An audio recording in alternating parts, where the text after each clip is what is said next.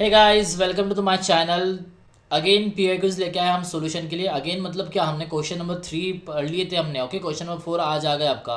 मैंने आपको जैसे प्रॉमिस किया था कि मैं लंबा लेक्चर्स नहीं बनाऊंगा, तोड़ के बनाऊंगा हर एक को। ओके, तो वैसे ही तोड़ के मैं बनाया है मैंने लेक्चर्स। तो 3 क्वेश्चन का पार्ट आप देख चुके होंगे। अभी क्वेश्चन नंबर 4 से शुरुआत करेंगे हम। तो पीवाई क्विज ऑफ सॉल्यूशन, जो न्यूमेरिकल हम सॉल्व करें सॉल्यूशंस के। ओके, तो let's take a question number 4। So guys, question number 4 आपके सामने आ रहा है, तो प्लीज़ अभी फोकस रखिए क्वेश्चन नंबर 4 के ऊपर। Okay, a solution containing 0.73 gram of camphor दिया आपको, जिसका मोलर मास आपको ब्रैकेट में दिया हुआ है 152 ग्राम पर मोल दिया आपको। ओके, उसके आगे बढ़ो। इन 36.8 ग्राम ऑफ एसीटोन दिया है, ग्राम ऑफ एसीटोन दिया आपको, जिसका बॉइलिंग पॉइंट ब्रैकेट में दिया हुआ है आपको स्पेशली 56.3 डिग्री सेल्सियस दिया है।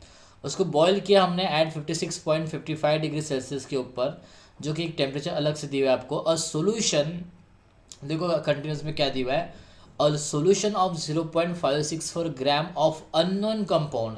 देखो यहाँ पे उन्होंने दे दिया कि अननोन कंपाउंड है, और पहले इसमें दे दिया कि वो कैम्फोर नाम का कंपाउंड है। मतलब गाइज यहाँ पे आपको नहीं क्या, कंफ्यूज करने के लिए उन्होंने दो तरह के कंपाउंड दे दिया आपको। तो गिवन चीज़ें तो हम लिख लेंगे, उसके पहले आप पढ़ लो यहाँ पे क्या क्या हमको इंपॉर्टेंट चीज़ें हैं वो पढ़ लेते हैं। तो पहले क्या है आपको, 0.73 ग्राम ऑफ कैम्फोर है। बाद में कहा है कि 0.564 अननोन कंपाउंड भी है आपके पास। ओके, तो क्लियर है कि दो चीज़ें तो आपको यहाँ पे बताई गई है कि अननोन और नॉन कंपाउंड आपको दिए हुए हैं। दोनों का टेम्परेचर एक्चुअली अलग अलग दिया है आपको। आगे हमने पढ़ना है। The compound in the same weight दिया आपको ऑफ एसीटोन। मतलब sir same weight of acetone में दिया है, मतलब एसीटोन कॉमन है। 36.8 ग्राम वाला जो एसीटोन है वो कॉमन है, जिसका बॉयल्स करना है आपको 46 डिग्री सेल्सियस पे। अब यहाँ पे जो था टेम्परेचर वो 56.55 डिग्री सेल्सियस था। यहाँ पे जो है वो 46.46 डिग्री सेल्सियस है। आपको पूछा है calculate the molar mass of the unknown compound. इस अननोन कंपाउंड का आपको मास निकालना है। जैसे कि इसका मोलर मास दी हुआ इन ब्रैकेट 152 ग्राम पर मोल, तो अननोन का कितना होगा ये आपको निकालना है। तो गिवन चीज़ें जो सबसे पहले हम लिख लेते हैं। तो पहला, सबसे पहला क्या है, मास ऑफ कैम्फोर जो दिया है आपको वो है 0.73 ग्राम, जो कि मैंने पहले ही यहाँ पे नोट कर लिया है, आपको भी नोट कर लेना चाहिए। हमेशा याद रखो 0.7 गिवन चीज़ें जो है वो पहले लिख लिया करो, ताकि क्वेश्चन लिखने में, आंसर लिखने में आसानी हो जाए आपको सॉल्यूशन में। Okay, molar mass of camphor जो कि हम M2 कंसिडर करने वाले हैं, और मास ऑफ कैम्फोर को W2। गाइज मैंने आपको हमेशा बताया कि जो 2 वाली साइन होती है ये हमेशा किसको डिनोट करनी है, 1 वाली साइन हमेशा किसको डिनोट करनी है।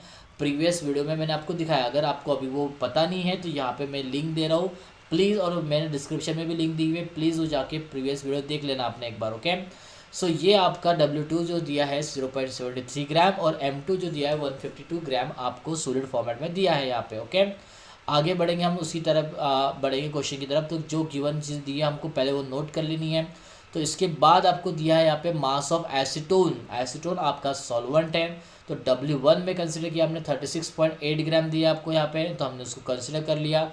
और मास ऑफ अननोन कंपाउंड जिसको हमने स्लैश किया है यहाँ पे W21 को, इसको अच्छा स्लैश करने का रीज़न क्या था इसको, क्योंकि सर ये अलग है और ये अलग है, तो दोनों को अलग अलग कंसिडर करना पड़ेगा ना। करना तो W2 से ही है, लेकिन अननोन है तो अलग से करना पड़ेगा। तो W/2 0.564 हमको दिया है उसका।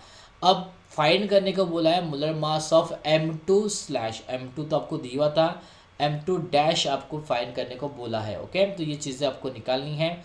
हमारा फॉर्मूला क्या बनेगा, that is the question of the important format. Okay, question यही इंपॉर्टेंट है कि फॉर्मूला क्या बनेगा, दैट इज़ वेरी इंपॉर्टेंट। तो सिंपल सा फॉर्मूला है, M2 निकालना है आपको। ओके, जो कि M2 का ही फॉर्मूला है, M2 is equals to 1000 KB। W2 KB आपको पता होता है क्या होता है, तो बताने की ज़रूरत नहीं है। ओके, मैं हमेशा बताता हूँ आपको कि KB का निकालना कैसा है आपको। ओके, और ये डेल्टा TB W है। इसके पहले भी हमारे इसके क्वेश्चन हो चुके हैं, हमने क्लास के अंदर सॉल्व किए थे बहुत सारे क्वेश्चन। होप सो आप सभी को ये पता होगा कि क्या है क्या नहीं है। अगर नहीं पता है तो मैं वैसे आगे आगे बढ़ूँगा तो मैं आपको बता दूंगा। ओके, ये आपका इक्विलिब्रियम कॉन्स्ट, ये आपका जो दिया है WTB, ये boiling evaluation of boiling point दिया है आपको, जिसको TB को निकालने के लिए अलग से एक फॉर्मूला बनता है, जो मैं आपको यहाँ पे लिख के दूंगा, अभी देख लीजिए आप। ओके, मैं आपका डेल्टा TB निकालना है मुझे, जो कि इस क्वेश्चन के अंदर सर TB निकालना है ज़रूरी, बिल्कुल निकालना ज़रूरी, क्योंकि सर यहाँ पे जो है वो हमको दो दो टेम्परेचर दिए हुए, देख लो एक बार। एसीटोन मतलब सॉल्वेंट का टेम्परेचर दिया हुआ है, और आपका अलग से सोल्यूट का टेम्परेचर दिया हुआ है यहाँ पे। मतलब सर हमें डेल्टा टी बी निकालने के लिए एक फॉर्मूला अप्लाई करना पड़ेगा। तो यहाँ पे डेल्टा टी बी मतलब इवैल्यूएशन ऑफ बॉइलिंग पॉइंट, तो टी बी माइनस हम कर देंगे टी नॉट बी। ओके, तो पीवर हमारा फॉर्मेट होता है इस तरह से। ये हमारा फॉर्मूला होगा सबसे पहले अप्लाई करने वाला। उसके बाद हम ये M2 वाला फॉर्मूला अप्लाई करेंगे, क्योंकि सर यहाँ पे डेल्टा टी बी की वैल्यू हमारे पास नहीं है। तो ये निकालने के लिए हमें पहले ये नीचे वाला फॉर्मूला अप्लाई करना पड़ेगा। सबसे पहले फर्स्ट नंबर पे हम ये अप्लाई करेंगे, देन हमारा मेन फॉर्मूला जो है M2 का हम वो पुट कर देंगे। एक नोटिस करने की चीज़ इसके अंदर क्या है कि सारे के सारे डिग्री सेल्सियस में आपको दिए हुए हैं, बट हम केमिस्ट्री में मोस्टली टेम्परेचर किस में कंसिडर करते हैं, केल्विन में कंसिडर करते हैं। तो आपको सबसे पहले इनको केल्विन में कन्वर्ट करना पड़ेगा। तो 56 वाला जो टेम्परेचर दिया है आपको, तो वो डेल्टा टी बी जो फर्स्ट वाला है वो हम निकाल लेते हैं। ओके, मतलब हमें जो फर्स्ट कैलकुलेशन करना है ना M2 वाला, ये जो M2 वाला कैलकुलेशन करना है M2 डैश वाला, तो M2 डैश के पहले आप M2 निकाल लीजिए, बाद में M2 डैश निकालेंगे हम। ओके, तो M2 के अंदर क्या नहीं है सर, KB नहीं है हमारे पास। क्या नहीं है, KB नहीं है।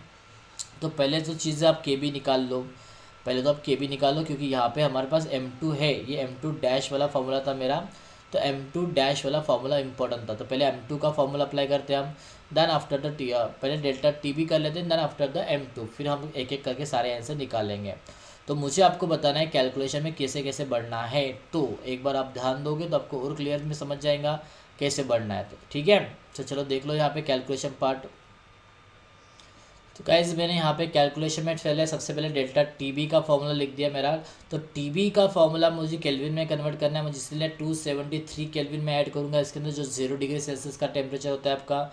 तो आपको सबसे पहले दिया है यहाँ पे 56.55 डिग्री सेल्सियस आपके फर्स्ट टर्म का। ओके, बराबर है यहाँ पे। तो ये टेम्परेचर हमने लिख लिया यहाँ पे, एज प्लस करके हमने 273 कर दिया, क्योंकि केल्विन में करना है।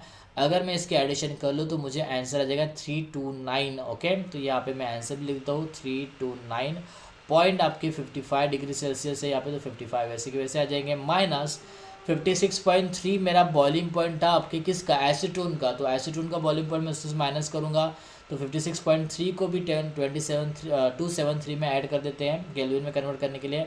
तो आ जाएगा आपका 329 और 0.3 वैसे का वैसा ही रहेगा आपका। ओके, या 30 कर दो उसको, कोई प्रॉब्लम नहीं, 2 नंबर है तो 30 कर देंगे हम उसको। ओके, तो अब ये सब्सट्रैक्शन कर लेते हैं। तो सब्सट्रैक्शन में से बचेगा आपका 329, तो आपका 0 हो जाएगा, तो उसका टर्म तो 0 पॉइंट लिख देंगे हम। आपका 55 में से 30 गए, बचे आपके 25 यहाँ पे। तो मतलब सर जो TB की वैल्यू आ रही है वो कितनी आ रही है, डेल्टा TB की वैल्यू वो आ रही है 0.25 केल्विन आ रही है आपकी। अब आप फॉर्मूला डाल दीजिए आपका M2 का। वैसे M2 आपको जो दिया है विदाउट स्लैश वाला वो आपको दिया है, आपको निकालना क्या है KB। तो KB का फॉर्मेट हम चेंज कर देंगे। तो फर्स्ट नंबर का फॉर्मूला अप्लाई करते हैं, then we move on to the, फिर हम सेकंड के जो M2 डैश निकालना है वो हम उसकी तरफ बढ़ेंगे।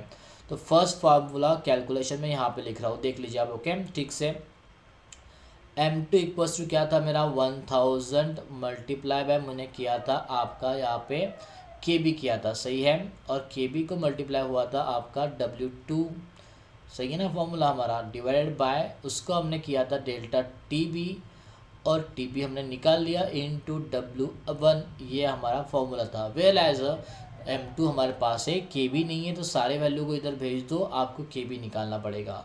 तो KB इक्वल्स टू क्या हो जाएगा सर, ये M2 के साथ मल्टीप्लिकेशन में आ गया आपका TB, जो कि हमारा डेल्टा TB है एक्चुअली। ओके, इनटू W1 भी उसके साथ मल्टीप्लिकेशन में आ गया, और डिवाइड में आपकी वो ऊपर की जो नंबर है वो डिवाइड में चले गए इधर के साइड से, तो 1000 डिवाइड में चला गया सर आपका।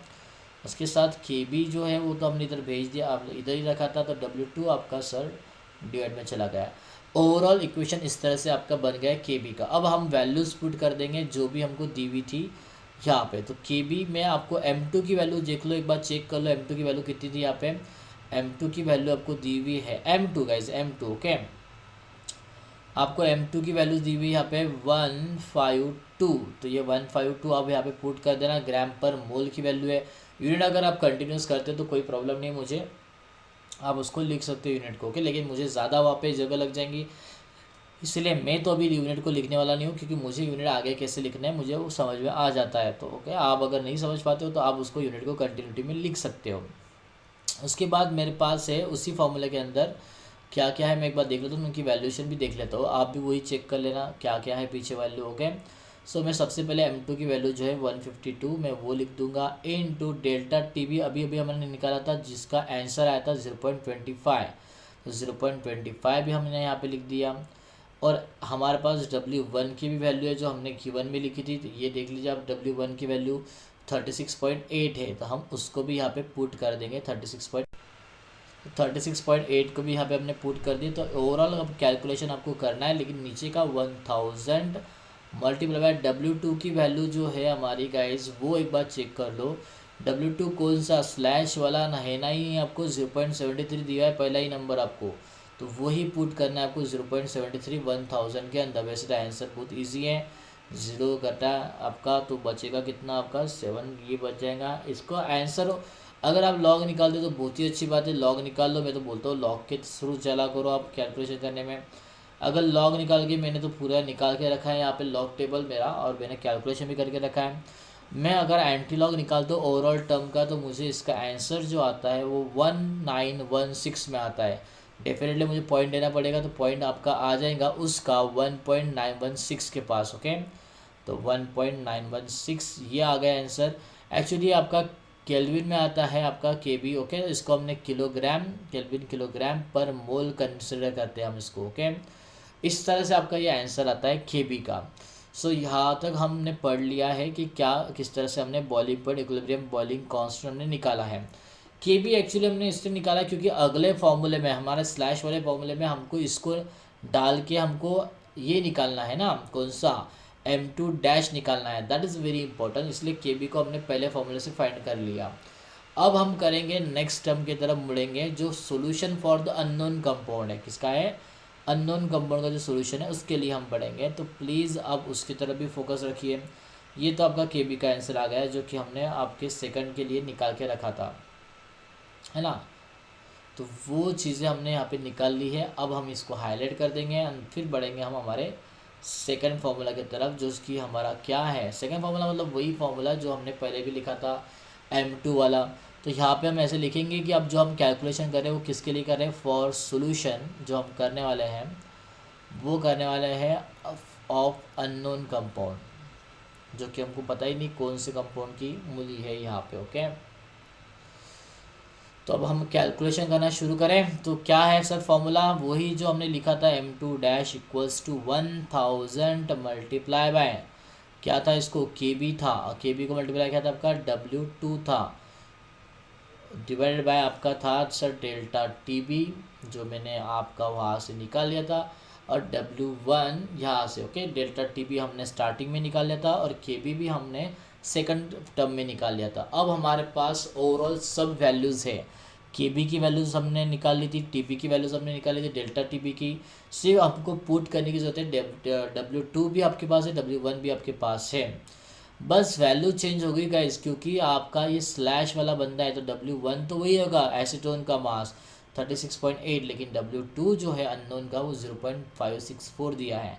तो प्लीज़ थोड़ा ध्यान देना, तो अदरवाइज़ वही पिछली टर्म्स की सारी डाल दोगे तो गड़बड़ हो जाएंगी सारी। ओके, वैसा मत करना। ये क्वेश्चन थोड़ा बड़ा है क्योंकि इसमें 2 टर्म निकालनी पड़ती है, इसलिए थोड़ा सा आपको लग रहा होगा कि यार कितना कॉम्प्लिकेटेड है। कॉम्प्लिकेटेड बिल्कुल नहीं है, अगर प्रैक्टिस करोगे तो 100% से आपका सॉल्व होता है। ये अक्टूबर 2014 में आया हुआ क्वेश्चन 2014 में, तो हमने अभी इसको सॉल्व करना है। तो देख लीजिए प्लीज़, M2 स्लैश वाला 1000 मल्टीप्लाई बाय KB अभी निकाला है, बाजू में ही खड़ा आपके 1.916 दिया है आपका। यहाँ पे कोई डायरेक्टली आपको केल्विन किलोग्राम पर मोल में दिया है तो आपको उसको कन्वर्ट करने की ज़रूरत नहीं है। W2 की वैल्यू आपको पीछे दी हुई है, एक बार जाके चेक कर लो आप। यहाँ पे W2 दिया है 0.564, तो उसी को डालना है, आपने अपने मर्जी से कुछ टिका में काम मत करना। 0.564 मैंने यहाँ पे डाल देना है, तो इसको डिवाइड बाय मैं डेल्टा TB कर दूंगा। डेल्टा TB की वैल्यू मेरे पास है जो मैंने पीछे ही निकाली थी 0. एक बार चेक कर लेता हूँ मैं, है ना, तो गड़बड़ नहीं होनी चाहिए। वैसे तो हमने वही वैल्यू यूज़ की है, 0.25 दिया है आपको। अब देखो यहाँ पे 0.25 है, क्या यही वैल्यू आपकी कंटिन्यू करनी है वहाँ पे? पहला क्वेश्चन तो ये आ जाएगा, सर क्या यही वैल्यू कंटिन्यू करनी है? तो आप सोचोगे कि सर यही तो करनी कंप्लीट है। नहीं, मैं बोलूँगा बिल्कुल भी नहीं, क्योंकि टेम्परेचर डिफरेंट है। एसीटोन का टेम्परेचर वही है, 56.3 ही है, बट अननोन सॉल्यूशन का जो टेम्परेचर है at the weight of the acetone वो आपका 56.46 हो गया। वो 55 था, यहाँ पे 46 हो गया। अननोन है ना, तो चेंज तो होगा, क्योंकि वो तो कॉमन तो है नहीं, कॉमन तो है नहीं, तो चेंज तो होना चाहिए, तो चेंज हो गया वो। तो सर डेल्टा टी बी निकालना पड़ेगा, बिल्कुल डेल्टा टी बी आपको निकालना पड़ेगा for the unknown compound. Okay, तो वो फॉर्मूला क्या है आपका, आपको मालूम है डेल्टा टी बी का फॉर्मूला, जो सर टी बी माइनस क्या करना पड़ता है आपको, T B minus T not B करना पड़ता है आपको। ओके, तो मतलब सर यहाँ पे हम फिर से वो करेंगे जो हमने पीछे किया था, बिल्कुल वही करना है। तो मैं पुट कर दूँ वैल्यूज़ को यहाँ पे, तो मैं अगर केल्विन में डायरेक्ट पुट करूँगा तो भी मेरे पास आंसर आता है, अगर आप खुद ही कर लोगे तो बहुत ही बढ़िया है। देखो पहला वाला आंसर तो आपका 329.30 तो था, जो कि आपका क्या है, सॉल्वेंट था, तो सॉल्वेंट तो लिख दूँ मैं यहाँ पे 329.30, और माइनस आपको करना अभी नया वाला है जो अननोन कंपाउंड का कितना है, 46 है ना, 56.46, तो आपको इसको करना है कन्वर्ट बस। तो ऐड कर दो 273 के अंदर, तो कितना हो जाएगा वो 273 के में ऐड करने के बाद, वो हो जाएगा आपका 329.46, तो ऑलरेडी दिया हुआ है, तो 329.46, 46 में से 130 गए, तो ये 29 में से गए तो ये 0 पॉइंट ही बचेगा, बचेगा यहाँ पे 16 केल्विन। मतलब सर डेल्टा टी बी की for the unknown solution value कितनी है, 0.16 है, तो हम उसको डाल दें यहाँ पे, बिल्कुल 0.16 डाल दिया। और W1 की वैल्यू जो दी हुई आपको वो कितनी है, 36.8 है, एज यूजल हमने जो पीछे ली थी। ओके, यहाँ पे देखो W1 ऊपर चला गया था, तो ये ऊपर की वजह से 36.8 ले लिया था, तो यहाँ पे नीचे ही है, यहाँ पे हमने कोई चेंज नहीं किया, यहाँ पे जैसा था वैसा ही क्वेश्चन हम लिख रहे हैं 36.8। ठीक है, अब आप निकाल लो लॉग टेबल बाहर, लॉग टेबल निकालना बहुत ज़रूरी है। मैं आपको बोलता हूँ कि इतने बड़े कैलकुलेशन नहीं होते आसानी से, तो आप निकाल लिया करो। हाँ, इस 0 पॉइंट का आपको निकाल के अगर 100 ऊपर करना है तो आप कर सकते हो, मुझे कोई प्रॉब्लम नहीं है। अगर आपको उसको 10,000 करना है आप करो, मुझे कोई प्रॉब्लम नहीं है, आप पॉइंट को हटाने के लिए कुछ भी कर सकते हो, लेकिन मुझे आंसर के लिए लॉग टेबल की ज़रूरत पड़ती है, तो आपको लॉग टेबल निकालना पड़ेगा। आप मोस्टली ये वर्क जो है लॉग टेबल का, ये फेयर पेपर में ही किया करो, रफ पेपर पे करते हो तो वो something will be happen like this, कि आपने जो लिखा है ये लॉग टेबल के ज़रिए लिखा है लिखा है, ये प्रूफ नहीं होता है टीचर्स के पास, इसलिए बेस्ट है कि वहाँ पे साइड कॉर्नर पे लॉग टेबल लिख लिया करो आप। ओके, पेपर की बात कर रहा हूँ मैं। अभी अगर आप ओवरऑल कैलकुलेशन करते हो तो इसका एंटी लॉग आ जाएगा आपका 183.5 ग्राम पर मोल। मैं निकाल सकता हूँ अभी भी लॉग, तो मैंने अभी लॉग निकालना है तो मैं लिख दूंगा, आपको कोई प्रॉब्लम नहीं है, लेकिन आपके थ्रू ये आंसर आना चाहिए। तो आप देख लो आता है कि नहीं आता है, अगर नहीं आ रहा है आंसर तो मुझे टेक्स्ट करो, मैं 100% से आपको ये सॉल्व करके दूंगा। 183.5 ग्राम पर मोल, अगर आपको किलोग्राम में करना है तो आप उसको कन्वर्ट कर सकते हो, वैसे ग्राम में ही पूछा है तो ग्राम में ही करेंगे। सर यूनिट कैसे पता चलेगा आपको, मैंने कहा था स्टार्टिंग से यूनिट डालोगे तो दिमाग में बैठ जाएगा, मैंने स्टार्टिंग से यूनिट दिमाग में रखे तो मेरा ग्राम पर मोल में आ गया आंसर। ओके, तो this is the very important question, यही क्वेश्चन काफ़ी लॉन्ग था, तो एक क्वेश्चन हम एक लेक्चर में करते ये क्वेश्चन, तो हम नेक्स्ट लेक्चर में हमारा क्वेश्चन नंबर 5 डाल देंगे, जो कि वो भी इतना ही बड़ा क्वेश्चन है, बट उसमें इतने 2 बार टर्म्स नहीं निकालने हैं, इतने 2 बार टर्म्स नहीं निकालने हैं, तो टेंशन लेने की ज़रूरत नहीं है आपको, एक टर्म निकालो ख़त्म करो, एक फॉर्मूला निकालो ख़त्म करो आंसर। ओके, तो भैया टेंशन लेने की ज़रूरत नहीं है, पढ़ो पढ़ाई करो अच्छे से। ये हुआ लेक्चर यहाँ पे, अगला लेक्चर्स आपको अगले दिन मिल जाएगा guys. Okay, so have a nice day, good bye. जब भी आप लेक्चर देख रहे हो, good afternoon, good morning, whatever. Okay, चलो गुड बाय एवरीवन।